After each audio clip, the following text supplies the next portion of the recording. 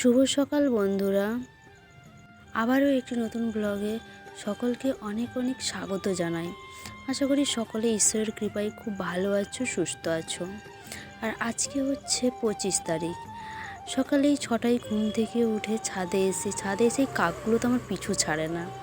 তারপরে আমি ছাদ থেকে নেমেছি, ব্রাশ করার পর আবার পড়তে বসে গেছি। আবার টু-ডু লিস্ট বানিয়েছিলাম, সেই আগের মতোই টু-ডু লিস্টে বানিয়েছি জীবনবিজ্ঞান, ভৌতবিজ্ঞান,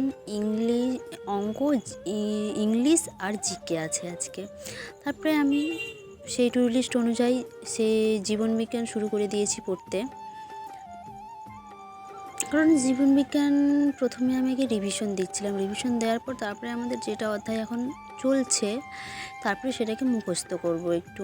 মানে হ্যাঁ, আমাদের অল্প করে পড়ানো হয়, তো যতটুকু আগে পড়ানো হয় সেইটুকু আগে মুখস্থ করে নিই, তারপরে বাকিটা। কারণ রিভিশন না দিলে তো সব কিছু ভুলে যাব, তাই না?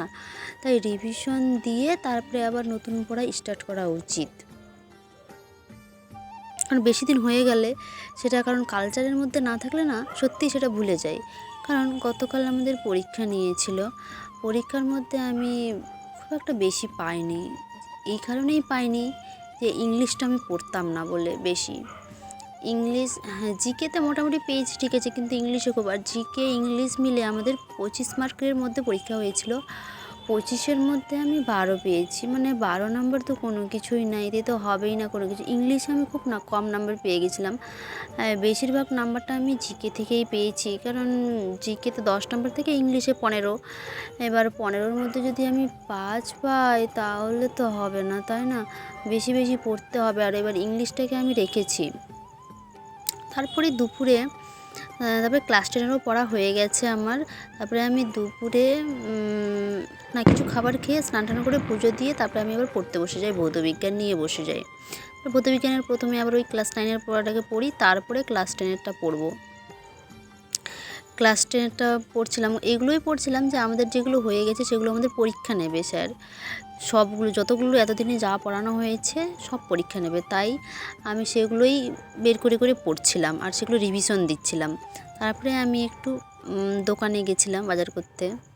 বাজার থেকে তারপরে আমি ফাইনালি চলে আসি।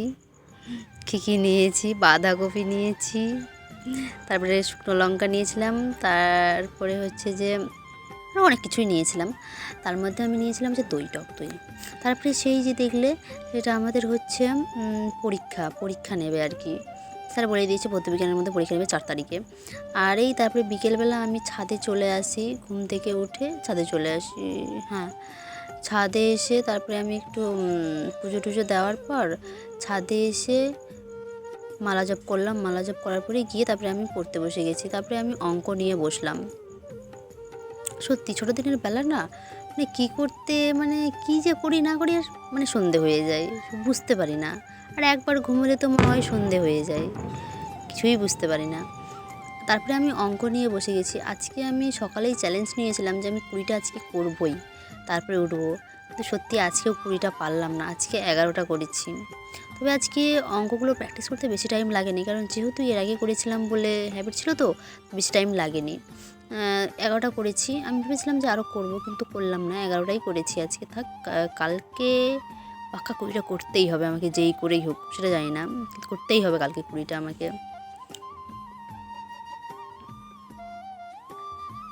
এখন বাজে 7:30, আর আমার জীবনবিজ্ঞান, ভৌতবিজ্ঞান অঙ্ক হয়ে গেছে। কারণ অঙ্ক আজকেও আমি 20টা করতে পারিনি, 11টা করেছি। কারণ 20টা করতে চেয়েছিলাম, দেখছি 20টা করতে গেলে আমার তো দেরি হয়ে যাবে, কারণ আজকে 9টা থেকে আবার ক্লাস আছে। তাই ভাবছি এখন তো আমাকে ইংলিশ পড়তে হবে, ইংলিশটা করে আবার কিছুটা জিকে করবো ভাবছি। আর জিকে করার পর তারপরে খাওয়া দাওয়া করে আবার আমি ক্লাসের জন্য রেডি হব। কারণ আমার তো 9টা থেকে ক্লাস থেকে, তাই আমি 8:30টায় খাবার খেয়ে নিই। আর 8টায় খাবার খেয়ে তারপরে আমি একবারে ফ্রেশ হয়ে তারপরে ক্লাস করি 9টায়। আর 9টায় ক্লাস করার পর আজকে আবার 10:30টায় আবার স্যার ক্লাস নেবে, কারণ গত শনিবার আমাদের স্যার ক্লাস নেননি, অসুবিধা ছিল, তাই তো আজকে 10:30টায় ক্লাস নেবে স্যার, তাই আমাকে কিছু করার নেই, করতে হলো। আর দুপুরে একবার ঘুমালে শেষ, দুপুরে ঘুমালে একবারে সন্ধ্যাবেলা ঘুম থেকে উঠছি, কিছুই বুঝতে পারি না কী হয়, কে জানে। চলো বেশি কথা না বলে এখন তাহলে পড়ি, তারপরে আবার পরে দেখা, ঠিক আছে? তারপরে আমি ইংলিশটা পড়তে শুরু করি, কারণ ইংলিশে আমি কম পেয়েছি বলে ইংলিশটাকে আমাকে জোর একটু দিতে হবে, কারণ ইংলিশে 15 নাম্বার থাকে। তাই আজকের ভিডিওটা এই পর্যন্তই। আর আমি ভাবলাম যে জিআই জিকে আজকে করবো না, থাক, কারণ জিআই আছে তো, আজকে জিআই ক্লাস আছে, জিকে একটু হালকা পাতলা আমি পড়ে নেব। যাই হোক, তো আজকের ভিডিওটা এই পর্যন্ত, দেখা যাচ্ছে অন্য কোনো ভিডিওতে। ততক্ষণে সকলেই সুস্থ থেকো আর ভালো থেকো, আর সকলে খুব ভালোভাবে প্রিপারেশন শুরু করে দাও। আর দেখা হচ্ছে তাহলে অন্য কোনো ভিডিওতে। ততক্ষণে সবাই ভালো থেকে সুস্থ থেকো। Tata tata.